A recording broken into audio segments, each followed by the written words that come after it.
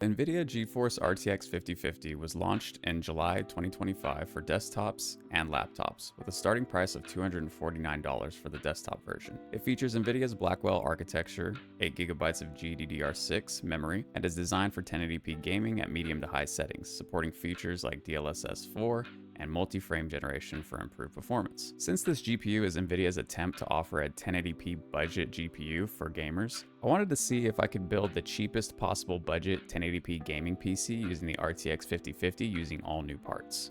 The RTX 5050 that I purchased was the MSI Ventus 2X OC version that I got from Newegg, and it cost me $244.99 after using a $15 rebate that Newegg was offering. I do like the sleek design of this two-fan model, but the only thing I was disappointed with this card is the fact that the backplate is made of plastic. I've used other MSI Ventus cards before, and I don't ever remember them having a plastic backplate, so I feel like MSI didn't really need to cheap out on this aspect of the card, but since we're going with an all-black build, I believe the aesthetic of this card will match our PC very well. Since I am trying to make the cheapest budget gaming PC with the RTX 5050, I decided to use the AM4 platform instead of AM5. And the most budget CPU I could find that I believe would pair well with the RTX 5050 was the AMD Ryzen 5 3600. The reason I chose the Ryzen 5 3600 over the 5500 is even though it's on an older architecture, the Ryzen 5 3600 still offers PCIe 4.0, whereas the Ryzen 5 5500 only offers PCIe 3.0. Now the RTX 5050 uses PCIe 5.0 by 8, but I still wanted to get as much performance out of this system as possible, so that's why I went with the Ryzen 5 3600. I purchased this CPU off of AliExpress using discount codes for $63.40, but it doesn't come with a stock cooler. I would recommend actually purchasing this CPU off of Amazon for $74.99 with the included stock cooler, which will save you some money on having to purchase an aftermarket cooler for this build. Now, since I am going to be using an aftermarket cooler for this build, I went with the Cooler Master Hyper 212 Spectrum V3. This tower air cooler can be easily found on Amazon for 15 bucks, and I think it'll match the aesthetic of our PC pretty well. With a 4 heat pipe design and 120mm ARGB fan, this will be perfect to cool our CPU. Now for the motherboard, I went with the Asus Prime B550M-A Wi-Fi 2. I chose this motherboard so that we'd have some upgrade path with the AM4 platform, and I could have went with a cheaper B450 or A520 motherboard, but instead I chose this motherboard because it offers onboard Wi-Fi and has that PCIe 4.0 lane. This will give us better performance with our graphics card and also give us extra connectivity to upgrade our PC later. I purchased this motherboard off of Amazon for around $80, but at the time of filming, it actually went up $20. So I'll list a motherboard in the description that I feel is just as good but for the same price. Now for memory, it's a little bit more difficult of a choice for the AM4 platform. Recently, the price of DDR4 memory is going up since production has been slowing down. For this build, I used the G.Skill Ripjaws 32GB kit, clocked at 3200 MHz with a cast latency of 16. The only reason I'm using this kit is I had gotten it in a Newegg bundle for $61.25. You might not find a deal as good as this for a 32GB kit, so I would recommend finding as cheap as possible 32GB kit of RAM for this build. But if you insist on saving as much money as possible and going with a 16GB kit, then I'd recommend going with a 3600 MHz speed with a cast latency of 18. This will save you at least $15 to $20, but will still give you good performance with this system. For storage, I went with this 1TB Gen 4 SSD from PNY that I purchased off of Newegg for $51.75. You don't have to get this exact SSD, but I would recommend getting a Gen 4 drive as the price difference between Gen 3 and Gen 4 is only a few dollars, but Gen 4 is much faster. So to power this system, I went with the cheapest possible power supply that wouldn't be considered a bomb, and at the time, Montech was selling this APX 550 watt power supply. You could purchase this power supply on Amazon at the time for around $39. This will be plenty of wattage to power this build as the RTX 5050 and the Ryzen 5 3600 don't draw very much wattage. Since this deal isn't around anymore, the next power supply I would recommend is the Thermaltake Smart 600 watt. A lot of people hate on that power supply, but I've used it in plenty of builds and have never had any issues. And lastly, I'll be putting all of these parts into the Montech X5M micro ATX case. This is a very nice all black micro ATX case that has a mesh front with 4 ARGB fans and even a carbon fiber accent on the front of the panel. Now I'm going to go through a step-by-step guide of how I build my PCs, and then after I get this PC built, I'll go through those gaming benchmarks and we'll see how well this PC performs, and how much it costs altogether to build. And then you can determine whether you would like to build a similar computer or if it's just not worth the price to performance. So the first thing I like to do when building my PCs is start with the motherboard. I'll take the motherboard out of the box and place the motherboard on the box. This will help give you some support for your motherboard and also make sure that the back of the motherboard doesn't get damaged when you're installing components. Now that we have the motherboard on the box, the first component that we're going to install is our CPU. So if you have it in a clamshell, make sure the pins are facing up so it doesn't fall out and get damaged. And on the CPUs, there will be a little golden triangle on a corner. So you'll just match up that golden triangle with the triangle that's on the motherboard. You want to make sure you don't use any force. You shouldn't have to push down on the CPU when you're putting it in the socket. Just gently set it in there, maybe give it a little bit of a wiggle. And then when you see that the CPU is flat in the socket, then you'll just push down the little lever arm and you should be good to go. Next, we're going to install our RAM sticks. So just make sure the clips on your RAM slots are open, and these are going to be keyed, so they will only fit in one way. So just get them kind of situated in there to where they fit, and then you'll press down firmly, and it's going to seem a little sketchy at first, like you're going to break something, but just give it a firm press until you hear a click, and just make sure that both sides click into place. And then once you hear a click on both slots, they should be in there securely and you'll be good to go with the RAM. Okay, next thing we're going to be installing is our M.2 NVMe SSD. You're going to want to get the M.2 screws and placeholders from your motherboard. They should be in a little baggie, so we'll take those out. And depending on what size SSD you get, you'll use a placeholder in the slot that fits the size that you'll need. So since this is a 2280 M.2, we will be putting the standoff in the 2280 hole. So once we get the standoff screwed in there, then we're going to be able to install our SSD. The SSD is keyed as well, so that's only going to fit in one way. You're going to want to insert it at an angle, and once it slots in, you will take your M.2 screw. You'll push down on your SSD and insert your M.2 screw and tighten it into the standoff. Don't tighten it too hard because you don't want to crack the SSD. Just tighten it enough to keep it in place, and that's your SSD installation. Now, the next thing we're going to install is our CPU cooler. So we'll get the motherboard prepped by taking off these brackets that are on the motherboard. So once you get these brackets off, just set the hardware to the side. So I'm not going to use the Cooler Master thermal paste that came with the CPU cooler. We're actually going to use some AMEC thermal paste that I had on hand. And I'll save that Cooler Master thermal paste for a different build. And most people do different things when it comes to applying the thermal paste. They either do an X or they apply a large amount and then use a spatula to spread it. For this build, I'm just going to do a pea-sized amount in the middle of the CPU, and that usually works best for me.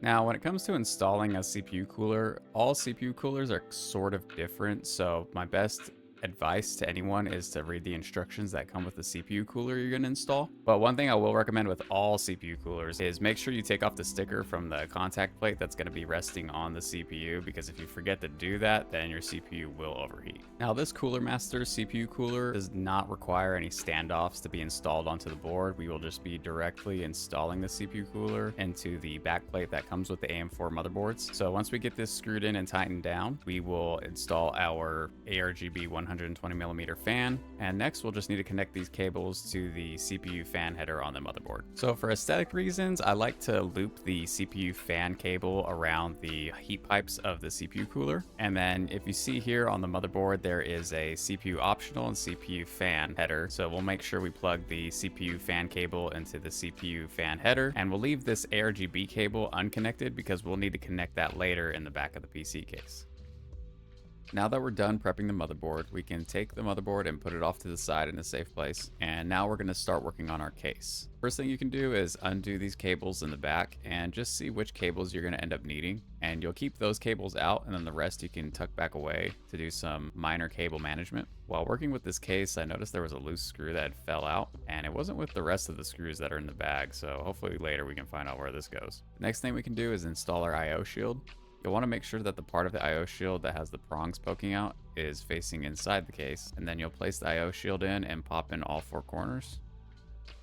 I didn't realize when I purchased this case that the ARGB connectors for the fans are not daisy chainable, so this means I was not able to daisy chain them and connect them to the CPU cooler. So I ended up having to install a ARGB fan hub for this case, which you can usually find on AliExpress for around $4 to $5. And then another thing I like to do is route the cables that I'm going to need inside the case before I install the motherboard. I feel like this helps with motherboard installation, makes it a little bit easier, but this is optional. And another thing I like to do as well is uninstall the hard drive cage that comes with the PC case, since nowadays a lot of people don't use hard drives, and this will free up a lot of space in the power supply basement for cable management.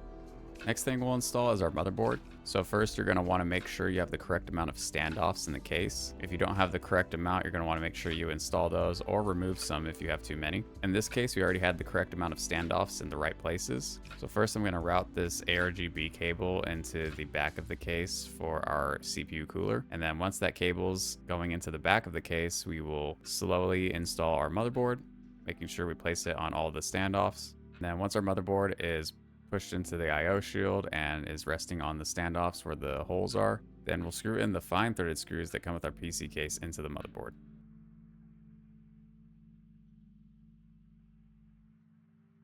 So the next thing we'll install is our power supply. What I like to do is untangle the mess of cables and then see which cables we're going to need. The rest we'll zip tie together and put off to the side. This will make cable management easier for when we install our power supply. So when inserting the power supply, you want to make sure that the power supply fan is facing down. Once you get it inserted, then you'll use the coarse threaded screws that come with your case to install the power supply. These screws may also come with your power supply as well if your case doesn't have them. Another thing I like to add to my builds are cable extensions for the power supply. These are what the cable extensions look like installed to the power supply cables, and these just add a nice aesthetic to the PC, but are not necessary. Now we can start installing our cables to our motherboard. We'll start with the HD audio connector, connect on the far left of the motherboard. Next we'll do our USB cable, which will plug into the USB header on the motherboard. There should be 2 of these or 1, and they'll be labeled USB. Then we'll do our ARGB connector from our hub, which will connect to the ARGB 3 pin on the motherboard. And then next we'll connect our front IO cables to our motherboard, which this can be a little bit tricky, but you can look up a diagram on how to do this. And sometimes there'll be a diagram on the motherboard showing which connectors go where. And this is an up close shot of what all the connectors look like connected to their respective headers on the motherboard.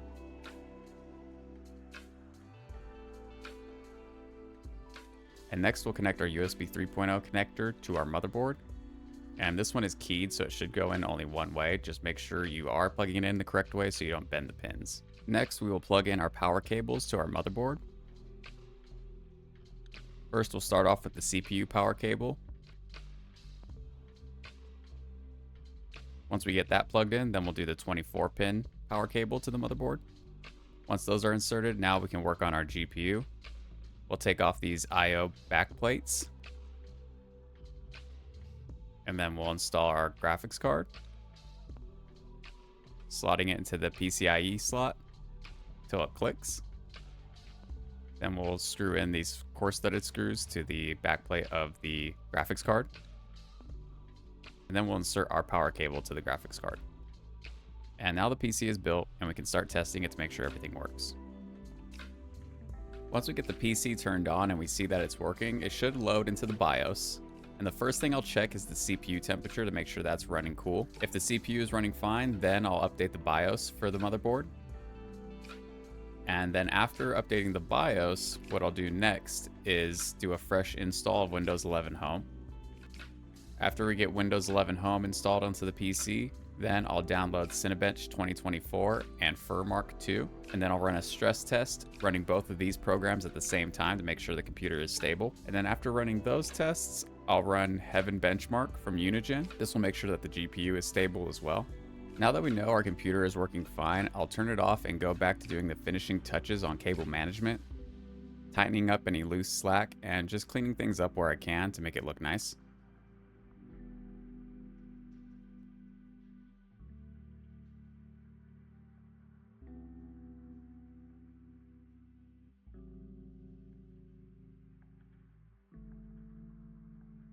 And then once we're done with that, we'll put the back panel back on, and then we can see how this computer looks when it's completely finished.